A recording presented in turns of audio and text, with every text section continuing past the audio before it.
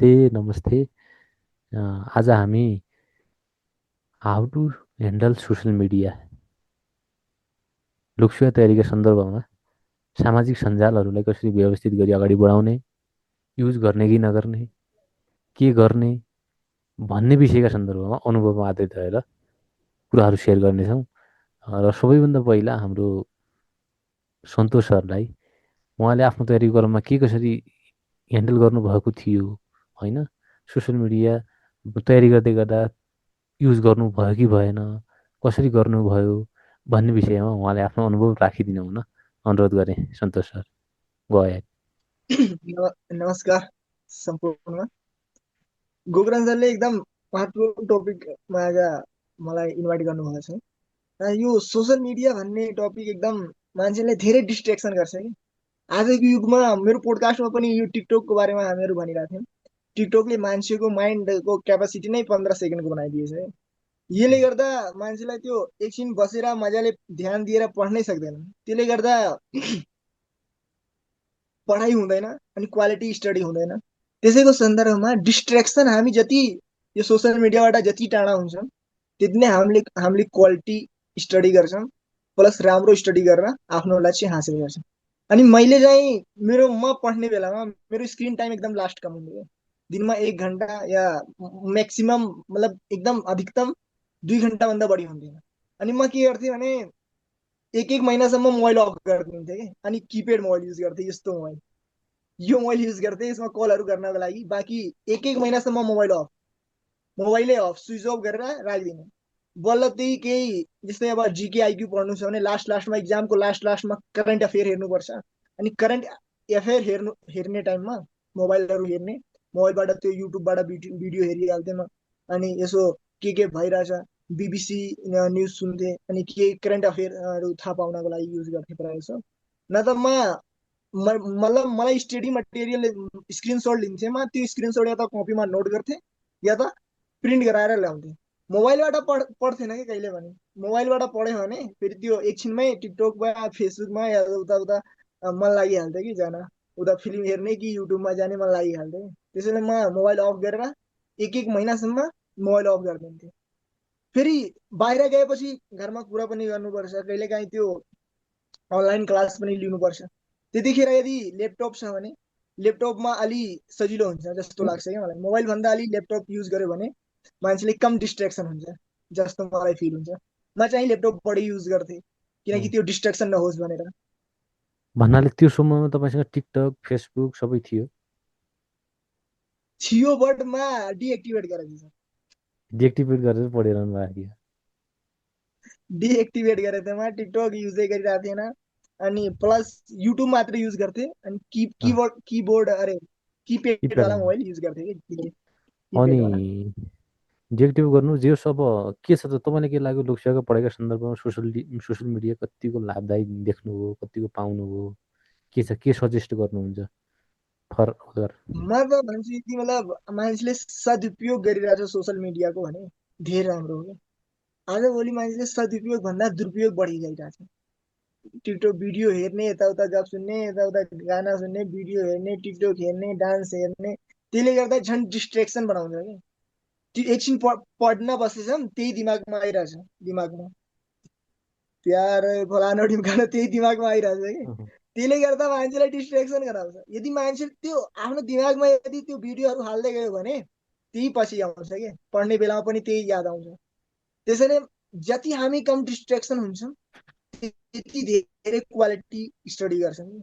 माइन्डले जति क्लिन राख्छौँ, सफा राख्छौँ, त्यति धेरै बढी पढ्छौँ। त्यसैले सोसियल मिडिया युज गर्नुहोस् बट एकदम लास्ट 0.1% मात्र युज गर्नुहोस्। त्यो पनि आफ्नो पढाइको सन्दर्भमा। पछि नाम निकालेपछि युज गर्नु न 1-2 महिना लगातार। हामीहरू अब युज गरिरहेछौँ त 3-4 महिनादेखि लगातार। त्यस्तै गर्नु न। नाम निकालेपछि जति नै युज गर्नु, जति नै भिडियो आफ्नो टार्गेट लक्ष्य प्राप्ति नभएसम्म चाहिँ आफूलाई डिसिप्लिन र त्यो के भन्छन् एकदम नियम कानुन र आफ्नो जुन निर्धारण गरेको समय सीमाभित्र रहेर त्यो सोसियल मिडिया युज गर्नुहोस् र आफ्नो डिसिप्लिन मेन्टेन गर्नुपर्छ कि जबसम्म आफ्नो लक्ष्य प्राप्ति हुँदैन तबसम्म। ल यति ठिक नै छ। भन्न चाहे म। ल ठिक छ। अब बहुत म रसाले म हुन्छ आफ्नो आफ्नो धारणा दिउँ सर है।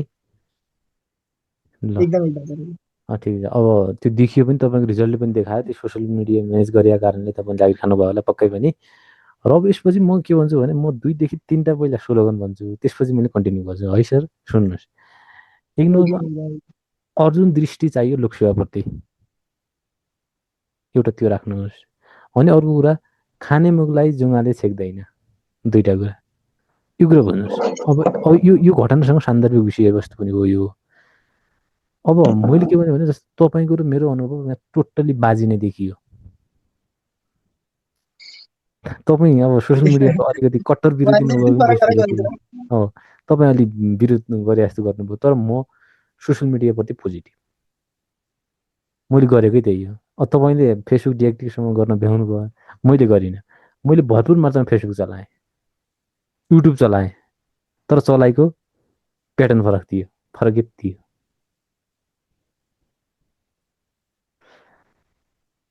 अब त्यसपछि अब how to handle social media भनिरहँदा के अब फेसबुक पनि चलाउने, युट्युब पनि चलाउने, तर आवश्यक छैन भने टिकटक अहिले आवश्यक छैन, नचलाउँदा पनि हुन्छ। फेसबुक र युट्युब चलाउनुहोस्। अब हेर्ने के होइन, के हेर्ने, फेसबुकमा के हेर्ने, चलाउने त चलाउने, के चलाउने, रिल्स नै चलाउने हो कि हो भन्ने कुरा म भने। सोसियल मिडिया तपाईँको हुन्छ, तपाईँले सोसियल मिडियालाई कसरी पोजिटिभली युज गर्न सक्नुहुन्छ भने,